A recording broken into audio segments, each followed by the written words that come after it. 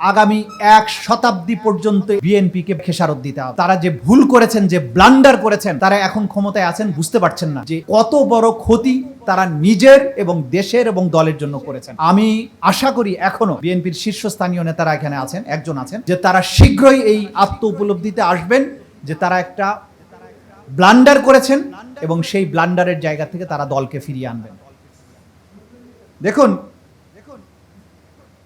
যে আকাঙ্ক্ষার ভিত্তিতে বিপ্লবটা হলো, অন্তর্বর্তীকালীন সরকার ঐক্যমত্য কমিশন সহ অনেকগুলো আইন করেছিলেন এই রাষ্ট্র ব্যবস্থাটাকে তার সঠিক ট্র্যাকে তোলার জন্য। প্রত্যেকটা আইন করার আগে এক্সটেন্সিভলি আলোচনা হয়েছে। যারা এই আইনগুলো বুঝেন, যারা স্টেক হোল্ডার, যারা বিশেষজ্ঞ, যারা সমালোচক, তাদেরকে নিয়ে এই অধ্যাদেশগুলো করা হয়েছিল। সেই অধ্যাদেশগুলো কি কারণে ল্যাপস করে দিলেন? মানবাধিকার কমিশনের আইন কতবার যে মিটিং হয়েছে। বর্তমানে যিনি যারা আছেন পার্লামেন্টে, যারা আছেন, যারা আইন মন্ত্রণালয়ের দায়িত্বে আছেন, তারা এগুলো করেছিলেন সাথে থেকে। কোনো কারণ নেই, বললেন ভালো আইন করব, কই আজ পর্যন্ত আইনের চেহারাও দেখলাম না। ড্রাফট যেটা হয়েছে সেটা অতি জঘন্য একটা আইন হয়েছে। তা আপনারা ভালো আইনটাকে কেন ল্যাপস করে দিলেন? মানবাধিকার কমিশনের আইনকে ল্যাপস করা হলো, গুম কমিশনের আইনকে ল্যাপস করে দেওয়া হলো, সুপ্রিম কোর্টের বিচারক নিয়োগের আইনকে ল্যাপস করে দেওয়া হলো, সুপ্রিম কোর্ট সেক্রেটারিয়েটের আইনকে ল্যাপস করে দেওয়া হলো।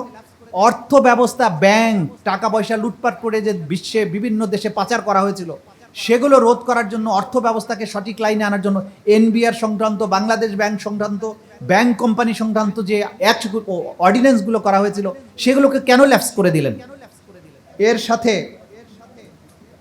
দুর্নীতি ধরবে যে দুর্নীতি দমন কমিশন, যার আগের কাজ ছিল সরকারের মন্ত্রী এমপিদেরকে একটা করে সার্টিফিকেট দেওয়া যায় ইনি দুর্নীতি মুক্ত। যত বেশি দুর্নীতি করবে ফাইনালি দুদক থেকে একটা সার্টিফিকেট নিত সৈয়দ আবুল হোসেনের মতো। সেই দুদককে ঠিক করার জন্য যে আইন, সেটাকেও ল্যাপস করে দিলেন কেন? এইটা তো জাতির সাথে প্রতারণা হচ্ছে। আমরা আপনাদেরকে কঠিন ভাষায় তো আক্রমণ করতে চাই না, কারণ আপনারা এই 17 বছরের নিপীড়ন নির্যাতনের অন্যতম শিকার। আপনাদের সাথে কাঁধে কাঁধ মিলিয়ে আমরা এবং এই জাতির সবাই যুদ্ধ করেছে। যখন নির্বাচনটা হলো তখন আপনারা এগুলো ভুলে গেলেন কেন? কেবল কয়েক মাস গিয়েছে, আমরা আশা করি আপনারা এই ভুলটা বুঝতে পারবেন এবং অবিলম্বে যে আইনগুলোকে ল্যাপস করা হয়েছে প্রত্যেকটি আইন আবার যথাযথ জায়গায় ফিরিয়ে নিয়ে আসবেন। তা না হলে এই জাতি আবার বিভক্ত হয়ে যাবে, এটা নিয়েই জাতিতে আবার সংকট তৈরি হবে। আমরা সেই সংকটের দিন আর বাংলাদেশে দেখতে চাই না।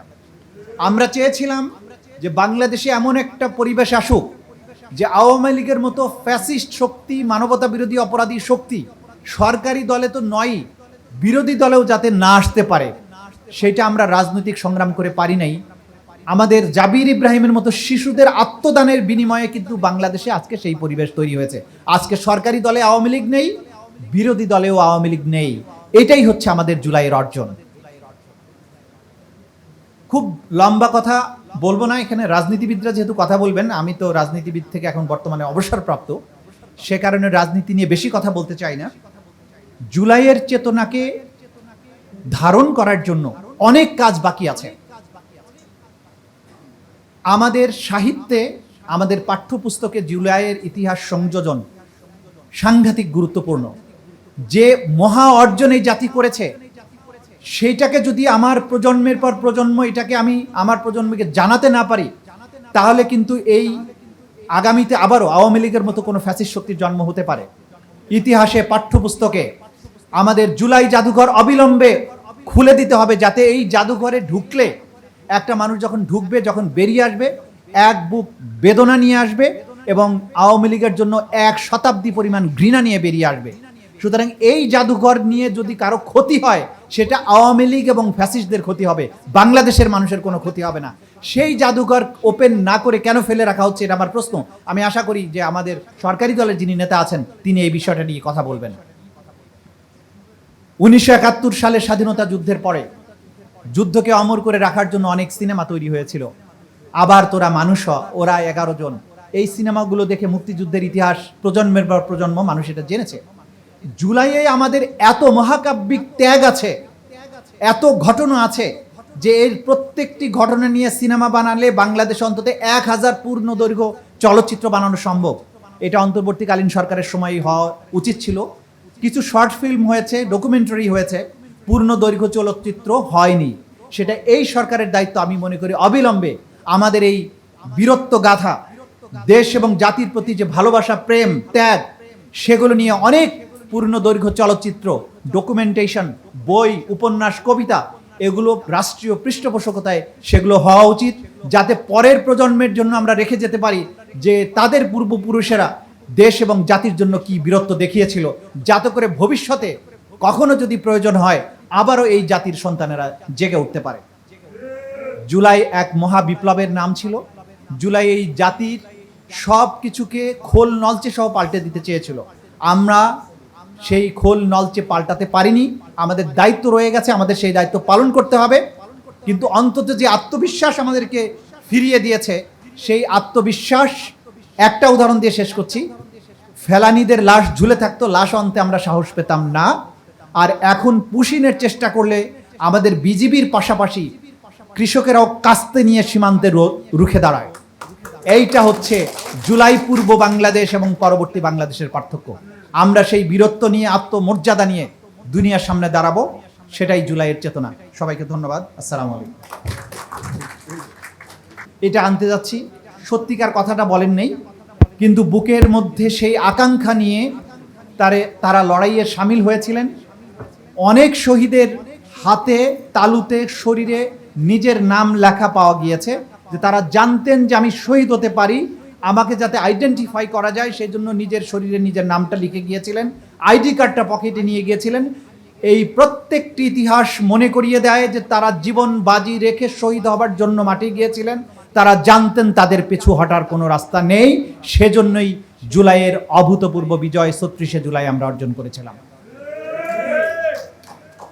যারা শহীদ হয়েছিলেন তারা কোনো রাজনীতির জন্য যাননি, তারা কোনো প্রাপ্তির জন্য যাননি, তারা এক ভয়হীন সমাজ এবং রাষ্ট্র দেখতে চেয়েছিলেন, যে পেছন থেকে কখন কালো পোশাকধারী এসে আমাকে নাই করে দেবে, কখন আমাকে ফেসবুকে একটা লেখার জন্য ধরে নিয়ে যাবে, কখন আমাকে গুলি করে মেরে ফেলবে। এই যে ভয়ের সমাজ কায়েম করেছিল তারা, সেই সমাজ থেকে মুক্তির জন্য তারা সেই লড়াইটা করেছিলেন। এই লড়াই নিছক কোনো নির্বাচনের জন্য ছিল না। ফলে জুলাইয়ের বিপ্লবের পরে যে সরকারটি গঠিত হলো, তাদের তিনটি প্রধান ম্যান্ডেট ছিল।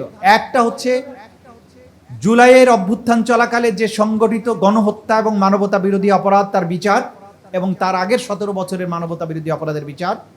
দ্বিতীয় ছিল পুরো রাষ্ট্র ব্যবস্থার একটা আমূল সংস্কার, এবং তৃতীয় ছিল সংস্কার, বিচার, এবং আরেকটা ছিল যে নির্বাচন ব্যবস্থাটা ধ্বংস হয়ে গিয়েছিল বাংলাদেশ থেকে। দিনের ভোট রাতে আমি এবং ডামি নির্বাচন, সেই নির্বাচন ব্যবস্থাটাকে একটা বিশ্বাসযোগ্য জায়গায় ফিরিয়ে নিয়ে আসা। এই স্বপ্ন নিয়ে যে বিপ্লবটা হলো, বিপ্লবের পরে এসে পার্লামেন্টে দাঁড়িয়ে যখন বিপ্লবের পরে নির্বাচনের মাধ্যমে যে সরকার আসলো জুলাইয়ের আকাঙ্ক্ষা নিয়ে, সেই জায়গায় দাঁড়িয়ে যখন একজন নেতা বললেন যে ইলেকশনটা যাতে না হয়, পিছিয়ে যাতে না যায়, সেই জন্য আমরা এই সমস্ত সংস্কার প্রস্তাব মেনে নিয়েছিলাম।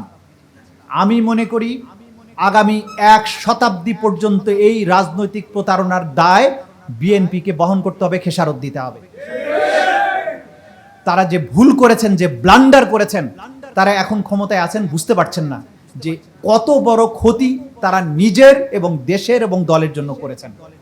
আমি আশা করি এখনো বিএনপির শীর্ষস্থানীয় নেতারা এখানে আছেন, একজন আছেন, যে তারা শীঘ্রই এই আত্ম উপলব্ধিতে আসবেন যে তারা একটা ব্লান্ডার করেছেন, এবং সেই ব্লান্ডারের জায়গা থেকে তারা দলকে ফিরিয়ে আনবেন। দেখুন, যে আকাঙ্ক্ষার ভিত্তিতে বিপ্লবটা হলো, অন্তর্বর্তীকালীন সরকার ঐক্যমত্য কমিশন সহ অনেকগুলো আইন করেছিলেন এই রাষ্ট্র ব্যবস্থাটাকে তার সঠিক ট্র্যাকে তোলার জন্য। প্রত্যেকটা আইন করার আগে এক্সটেন্সিভলি আলোচনা হয়েছে। যারা এই আইনগুলো বুঝেন, যারা স্টেক হোল্ডার, যারা বিশেষজ্ঞ, যারা সমালোচক, তাদেরকে নিয়ে এই অধ্যাদেশগুলো করা হয়েছিল। সেই অধ্যাদেশগুলো কি কারণে ল্যাপস করে দিলেন? মানবাধিকার কমিশনের আইন কতবার যে মিটিং হয়েছে। বর্তমানে যারা আছেন পার্লামেন্টে, যারা আছেন, যারা আইন মন্ত্রণালয়ের দায়িত্বে আছেন, তারা এগুলো করেছিলেন সাথে থেকে। কোনো কারণ নেই বললেন ভালো আইন করব, কই আজ পর্যন্ত আইনের চেহারাও দেখলাম না। ড্রাফট যেটা হয়েছে সেটা অতি জঘন্য একটা আইন হয়েছে। তো আপনারা ভালো আইনটাকে কেন ল্যাপস করে দিলেন? মানবাধিকার কমিশনের আইনকে ল্যাপস করা হলো, গুম কমিশনের আইনকে ল্যাপস করে দেওয়া হলো, সুপ্রিম কোর্টের বিচারক নিয়োগের আইনকে ল্যাপস করে দেওয়া হলো, সুপ্রিম কোর্ট সেক্রেটারিয়েটের আইনকে ল্যাপস করে দেওয়া হলো। অর্থ ব্যবস্থা, ব্যাংক, টাকা পয়সা লুটপাট করে যে বিশ্বে বিভিন্ন দেশে পাচার করা হয়েছিল, সেগুলো রোধ করার